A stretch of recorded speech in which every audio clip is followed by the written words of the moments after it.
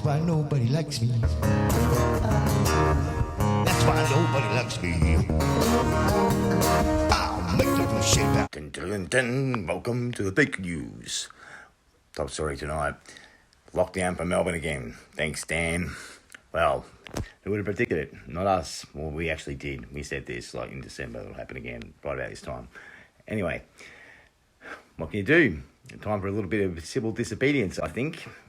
Come on, people. It's about time. This is a test. Stand up or be nothing. Anyway, that's my little monologue intro. The main reason for this little lockdown special is we happen to be one of the very few news companies to get an interview with Bill Gates. The Bill Gates. Yep, coming up next. Bill Gates, thank you for being on the fake news. So, you predicted a pandemic back in 2015, and the world essentially didn't listen to your warning. How did you feel about that? Well, there's no good feeling that comes on something like this saying, I told you so. If anything kills over 10 million people in the next few decades, it's most likely to be a highly infectious virus rather than a war. You know, I just think back of, could I have been a bit more persuasive? But we've actually invested very little in a system to stop an epidemic. We're not ready for the next epidemic. Mr. Gates, there are people that think that you've orchestrated this whole pandemic in order to make money and profit off the virus. So what do you say if this whole thing doesn't work? I mean, do you have any other plans to take over the world? Well, making a safe vaccine is more complicated than, say, making a jet engine.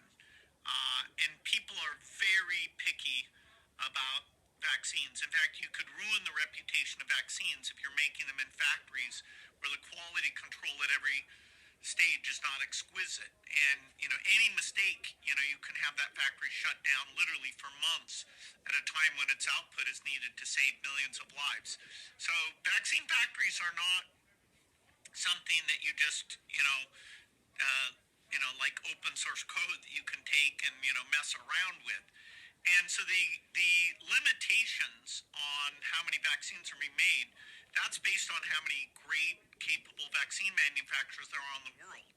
And we've made sure that the AstraZeneca's be made in these big Indian factories, and there's no royalty for that, no charge at all. Now, we've had to fund that, the Gates Foundation. These are companies we've been working on their factory quality for over a decade, so that there was spare capacity to make inexpensive vaccines. So Oxford University is wonderful, but they're not capable of doing a phase 3 trial, and they don't have factories. We did tell Oxford that they needed to seek somebody with expertise, and AstraZeneca came in, and we didn't control that agreement, but they came in and said, hey, they want to do it on a non-profit basis. And I'm impressed with how they put their best people on it and helped out. You know, the pharma companies who didn't get involved, nobody's criticizing them. So, you feel sorry for the ones that are really miraculously helping make these vaccines. Well, I'd point out two. One is climate change. Every year that would be a death toll even greater than we've had in this pandemic. Also related to pandemics is something people don't like to talk about much, which is bioterrorism, that somebody who wants to cause damage could engineer a virus. And so that means the cost, the chance of running into this is more than just the naturally caused epidemics like the current one. When these vaccines roll out, that'll be the end of the virus, yeah? I mean, all this money and time spent on it, obviously they're going to eradicate the virus, am I not mistaken? And where do you think viruses actually come from? Well, certainly there will be more pandemics. The ways that humans interact with other species, these viruses are coming across a species barrier, whether it's from bats or monkeys or... So Mr. Killgates, Bill Gates, your thoughts on censorship? There is kind of a gray area in the middle that figuring out what the rules are and who should be the one looking and interpreting those rules. Wow, we are missing that today. Can you get... But the sharing of information is a good thing, isn't it?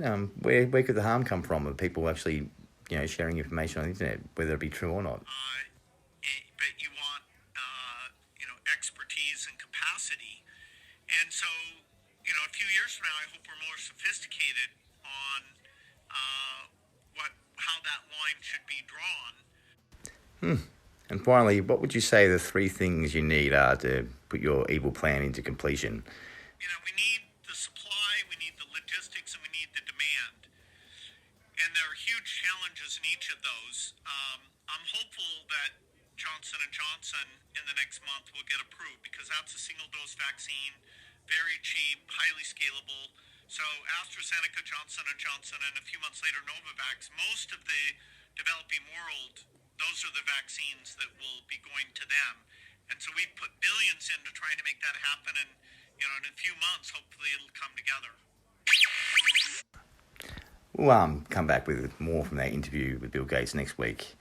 But after sitting with the man and talking with him, I can safely say that he's a fucking psychopath. Like, seriously, this guy is fucking off the planet. You have got to be mental to actually have one of these vaccines. Seriously. And,